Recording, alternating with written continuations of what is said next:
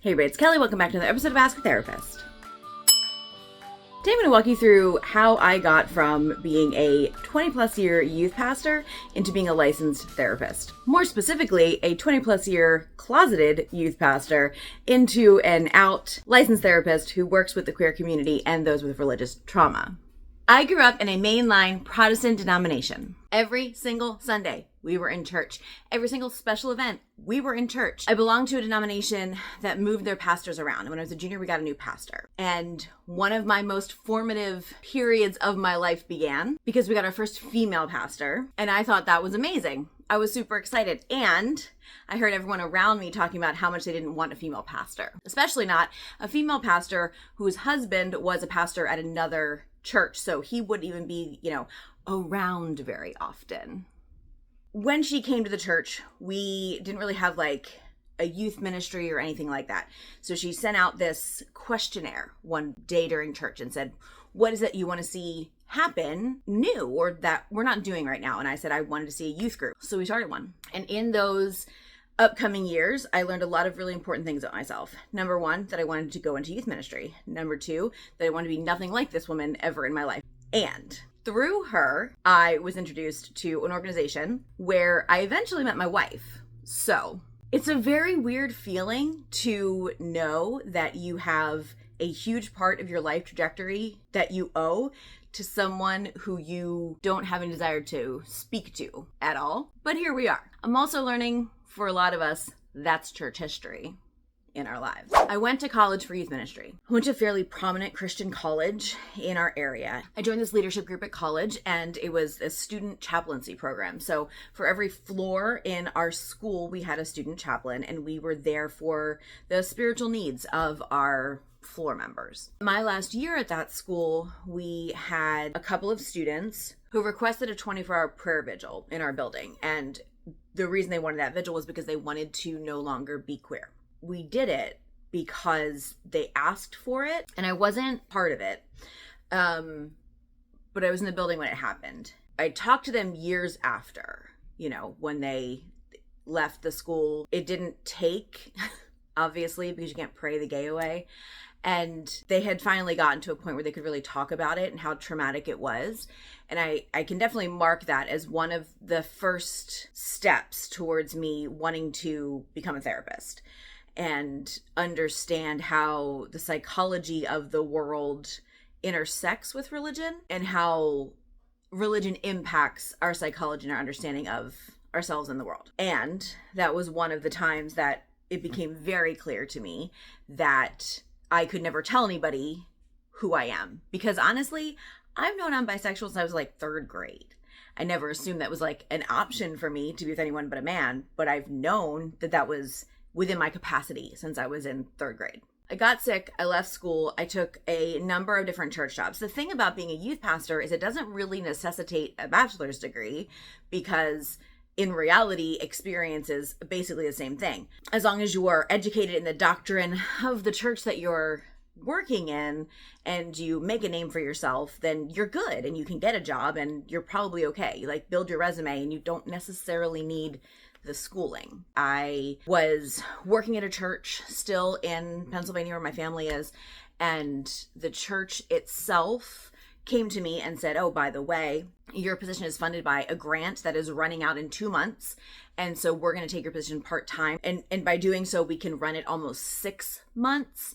So I left, threw out my resume and told myself I was going to go wherever God called me, right? I had that in my head. This is what I was doing. I had my resume in lots of different places. I got a phone call from a place in Orlando, Florida, and went down and did my interview, came back from there and called everybody else I was interviewing with. And I said, so no thank you to all the other churches that I was interviewing at. I'm going to wait on this church, which is wild when I think about it now. But they did offer me a job, and I packed up my car and I drove to Orlando and started my life in Florida 1 month before the hurricanes started in Florida in 2004. Now in 2004, Orlando was hit with a lot of hurricanes. The finances of this church really took a dip because some people had been impacted by the hurricanes. We weren't getting paid.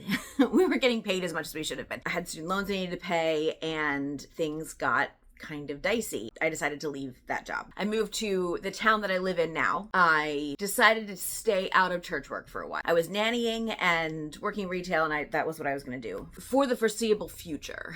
And then I found myself applying for another church job, and this job is the last youth ministry job that I had. I applied, I went to the church, I sat in on the sermon and actually fundamentally disagreed with the pastor himself, and that probably should have been a sign as to what was to come, but it wasn't. And I interviewed with the church anyway. I got the job and I started working there part-time. It was a number of years before that job went full-time, but it did. And then I was there full-time. There was a new church start, and I don't know if you know anything about new church starts, but money's a little bit strapped and numbers are a little bit strapped, and it just kind of, you're building the congregation, you're building the membership, you're building each of the ministries, and you're just really, really buying into the mission of the church. And I did for a long time buy into the mission of the church. I was there for a lot of years before it became apparent to me through some of my interactions with some of my students that I needed more education. I had students who were dealing with things that were outside of my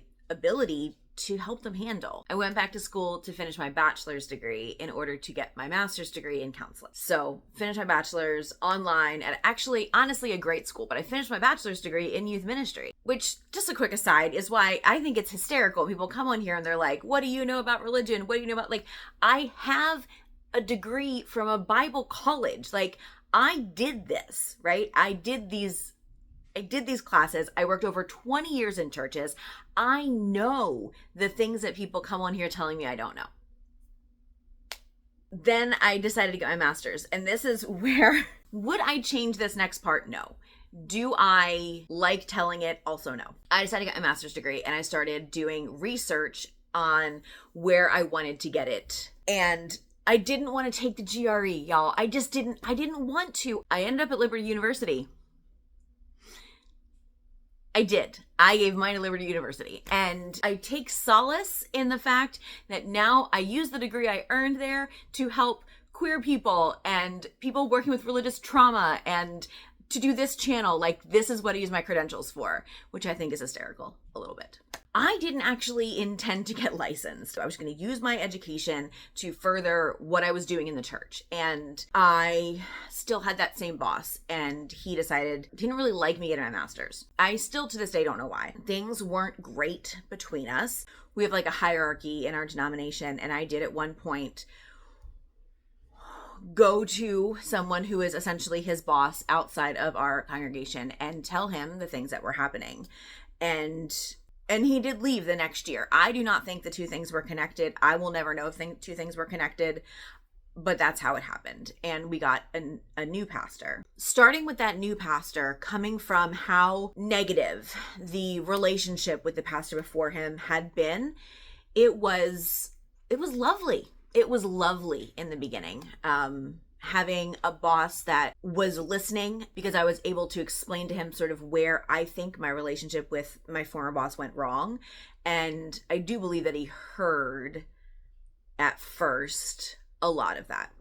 Years went by. In 2019, it started to become clear that we were on two different trajectories when it came to how we feel about the queer community. And in reality, people who are transgender. We had a very queer youth group. I was not going to stop having a safe space for queer and trans kids to be. And it wasn't that he ever said I shouldn't.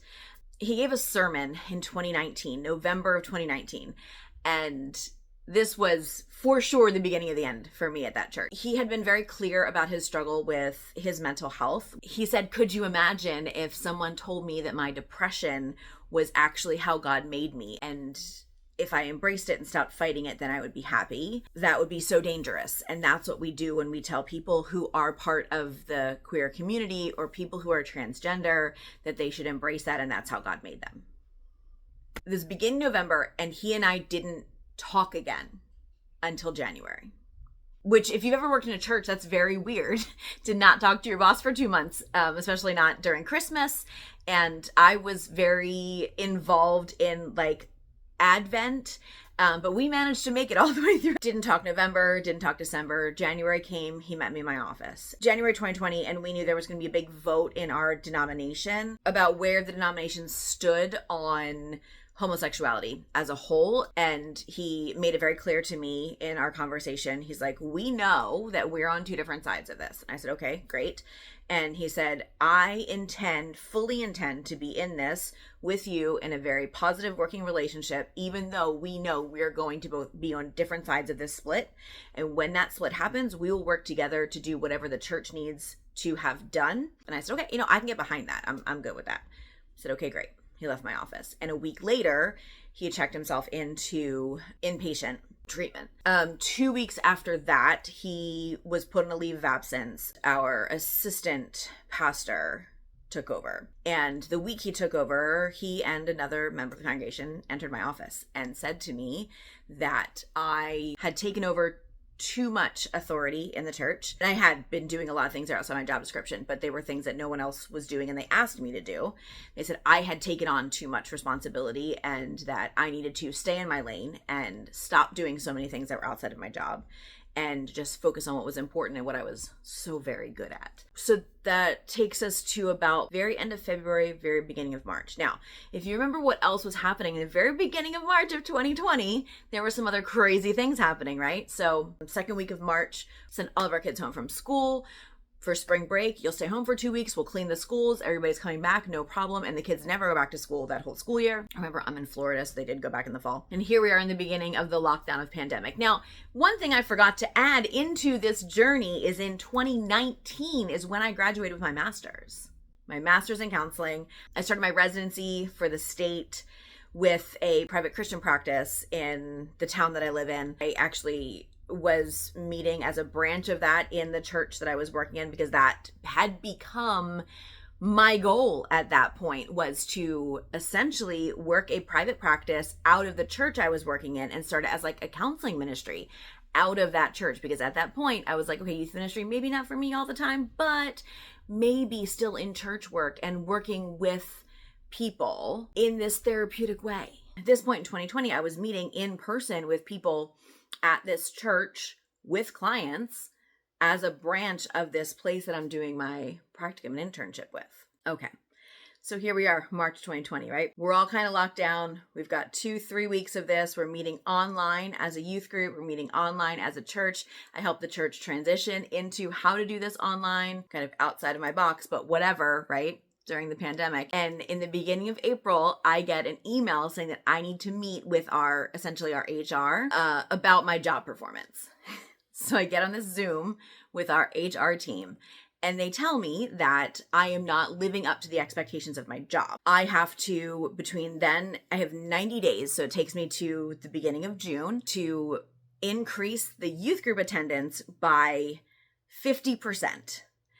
Or I'm losing my job. They decrease my budget, first of all, because all the budgets have to be decreased because we're not meeting in person anymore. So they're decreasing my budget and I'm not meeting in person with anyone and I have to increase my attendance by 50%. This is probably important too. At that meeting in April, they had taken me down to part-time. Yeah, that's probably important. So despite the conversations that we have about how I can't meet in person, like, how do you expect me to do this? They're like, well, a good youth pastor is going to be doing things that's going to bring people in, whether you're meeting in person or not. So if you're really a good youth pastor, you can do it. About a month and a half later, I become aware that there had been a meeting with some higher ups in our denomination where they had been told that if they didn't get rid of me before this vote that was supposed to be happening in our denomination, that our church was not going to be able to go the conservative route because I was too loud of a voice for the opposition. I was too loud of a voice for the full inclusion crowd, and they would not be able to win the whole congregation towards the conservative side if they didn't get rid of me. So this was essentially how they were going to do that. So I went about my job for the next couple of months, and as is expected, I did not increase the attendance by 50% during a pandemic when kids are online in school. They don't want to get online for their youth group. Come June 2nd, I was called into the church and told, you are no longer employed here, and we will give you 1 day to clean out your office. And you can write a statement, but you cannot talk to anybody and tell them that you're leaving. So my wife and I went by, we cleaned out my office, and I wrote a statement, and we both published a statement the next day, and I was done. 2 weeks after that, I was also done with my private practice that I was interning at, and that is a very different conversation as to why I left there. But not unrelated. No longer having a location to meet with the clients that I was meeting with, no longer working with the small private practice that I was meeting with those clients under, and out a job, out all of my friendships, and out a paycheck. So in June, I filed paperwork to start my LLC and found a place that I could rent out to see some clients. I applied for a number of jobs and took a job working for our local school district as a district mental health counselor. And I did that full-time while seeing clients part-time in my own private practice. Finished up my internship, and once I got fully licensed, worked another year or two at the district, and then went full-time at my practice. And here we are now. During all of this, the channel started as an offshoot of something I was doing at the church, and I wanted to grow it, right? Like, it didn't grow very well at first, and then I started to realize that like the videos that were growing were the ones that I was doing about like queer things and coming out later in life, religious trauma, and it still kind of felt disjointed because like I'd have a religious trauma video, and then I'd have the coming out later in life video, and have like queer things, and then Christian history problems, and you know, it was like this crowd, then this crowd, then this crowd, until I did the intersection of the two. It didn't really like hit home and find its like audience, and that kind of helped me to figure out the niche of the private practice too. The overlapping of my leaving church work and entering full-time counseling work was an interesting one. And at one point I would have called it a God thing. And at this point, I don't know that I'd attribute it to anything except for it's just how it worked. It's just how it worked out. There is another denominational job that I had in that sphere that I don't know that I'm necessarily ready to talk about, but I feel like I have to acknowledge because a lot of you know about it. It existed. I obviously don't work it anymore.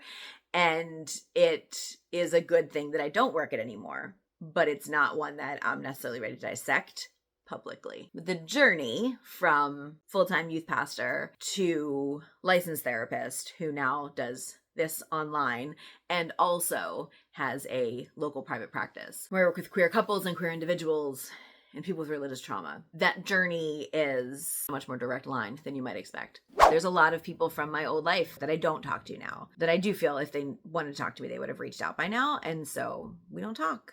There's a lot of pain when you leave religion, and it's not just about a belief system. It's about support systems that you thought you had and a way of living that you thought you knew and understood that don't exist anymore, and you have to rebuild it, and that can be very difficult, and that can be really scary. Some of you have found support here in the comment sections and with each other in these videos. I have to tell you, that's my favorite part of this channel, is seeing you support each other in the comments on these videos. If you want to hear more about any of this, go ahead and drop a comment and I will do another video if this was of interest to you. And if not, that's okay too. But either way, that's it for today. Thank you so much for being here, and I will see you all next time. And until then, take care of yourselves.